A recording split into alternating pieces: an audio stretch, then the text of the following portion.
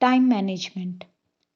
Regarding time management, I want to say that time management is like working on your immediate priorities.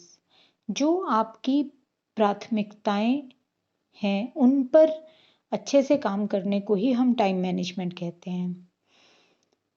और ये तो बहुत ही obvious सी बात है कि जब आप एग्ज़ाम्स के लिए प्रिपेयर कर रहे हैं तो आपकी जो टॉप मोस्ट प्रायोरिटी है वो है पढ़ाई करना। उस समय पे उन पर्टिकुलर डेज में जो भी आप काम कर रहे हों that should be in the favour of your preparation और योर स्टडीज़। तो टाइम को उस तरह से मैनेज कीजिए कि जो भी एक्टिविटीज़ आप कर रहे हैं उससे आप पढ़ाई को अच्छी तरह से कर पाएँ। और टाइम मैनेजमेंट का बेसिक 4 फंडे होते हैं जिसको मैं आप यहाँ पे बताऊँगी कि आप अपनी जो एक्टिविटीज़ हैं उसको 4 पार्ट्स में डिवाइड कर दें। पहली एक्टिविटी वो है जो इम्पॉर्टेंट है और अर्जेंट है। इम्पॉर्टेंट और अर्जेंट से मतलब है कि ज़रूरी है और अभी करना ज़रूरी है। तो इस अगर हम चीज़ में क्राइटेरिया के हिसाब से देखें तो पढ़ाई आपकी उस समय पे इम्पॉर्टेंट भी है और अर्जेंट भी है।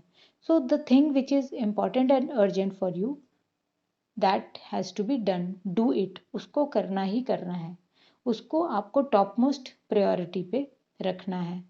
उसके बाद आपके पास कुछ ऐसी चीज़ें होंगी जो इम्पॉर्टेंट हैं पर अर्जेंट नहीं है। इम्पॉर्टेंट मतलब आपके लिए करना ज़रूरी है बट इतनी ज़्यादा अभी अर्जेंट नहीं है। फॉर एग्ज़ाम्पल आपने अपनी कोई फ़ीस डिपॉज़िट करनी है तो अभी उसके लिए समय है जिसकी अभी डेडलाइन नहीं आई है तो इम्पॉर्टेंट है बट अर्जेंट नहीं है तो आप उसको थोड़ा सा डिले कर सकते हैं। सो डिले इट। तीसरा है कुछ एक्टिविटीज़ ऐसी होंगी जो आपके लिए अर्जेंट हैं बट इम्पॉर्टेंट नहीं हैं। अभी करना ज़रूरी है पर इतनी ज़्यादा ज़रूरी ऐसा नहीं है। फॉर एग्ज़ाम्पल आप पढ़ने बैठे हैं और एकदम से आपके फ़ोन पे कोई कॉल आ जाता है तो आप क्या कर सकते हैं उसको आप किसी और को अपने पेरेंट्स को, मम्मा को, पापा को, भाई को, बहन को बोल सकते हैं कि 1 मिनट ये फ़ोन चेक कर लो, अगर कुछ ज़रूरी हो तो मुझे बता देना वरना आप उसको अटेंड कर लो। बिकॉज़ अर्जेंट इसलिए है कि मे बी कोई इम्पोर्टेंट कॉल हो तो आप ऐसा उनको कह सकते हैं। तो हम इस काम को डेलीगेट कर सकते हैं। And which is not important for you and not urgent, ना तो वो ज़रूरी है और ना उस समय करना ज़रूरी है, that has to be deleted.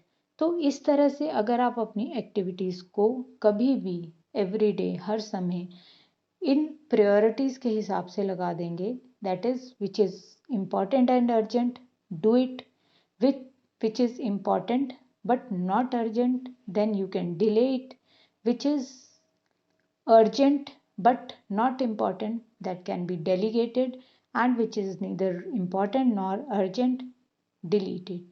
अगर आप इस तरह से अपनी एक्टिविटीज़ को प्रायोरिटीज़ के हिसाब से लगा देंगे तो उससे आप अपने टाइम को प्रॉपरली मैनेज कर पाएंगे और and you will be able to justify and utilize every second of the time you have।